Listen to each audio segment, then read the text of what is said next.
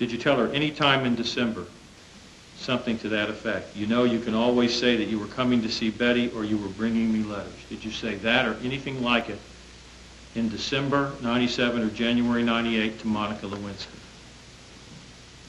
Well, that's a very broad question. I do not recall saying anything like that in connection with her testimony.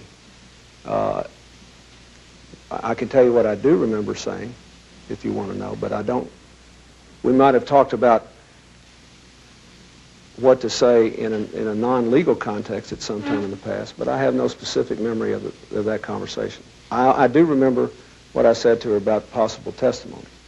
You would agree with me if you did say something like that to her, to urge her to say that to the Jones people, that that would be part of an effort to mislead the Jones people, no matter how evil they are and corrupt. I didn't say they were evil. I said what they were doing here was wrong, and it was. Did you ever say anything like that? You can always say that you were coming to see Betty or bringing me letters. Was that part of anything you said to her or a cover story before you had any idea she was going to be part of Paula Jones? I might well have said that. Okay. Because I certainly didn't want this to come out if I could help it. And I was concerned about that. I was embarrassed about it. I knew it was wrong. And you know, of course I didn't want it to come out. But you're saying that you didn't say anything. I want to make sure I understand. Did you say anything like that once you knew or thought she might be a witness in the Jones case? Did you repeat that statement or something like it to her?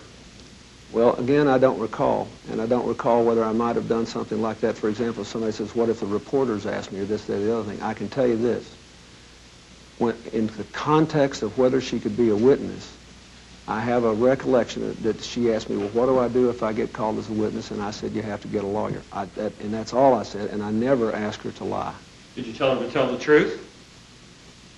Well, I think the implication was she would tell the truth. I've already told you that I felt strongly that she could execute an affidavit that would be factually truthful, that might get her out of having to testify.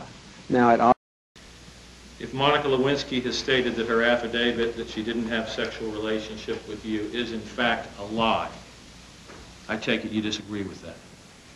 No, I told you before what I thought the issue was there. I think the issue is how do you define sexual relationship? And there was no definition imposed on her at the time she executed the affidavit. Therefore, she was free to give it any reasonable meaning. And if she says she was lying, and under your common sense ordinary meeting that you talked about earlier, Mr. President, that most Americans would have, if she says sexual relationship, saying I didn't have one was a lie because I had oral sex with the President, I take it you would disagree with that? Now, we're back to where we started, and I have to invoke my statement.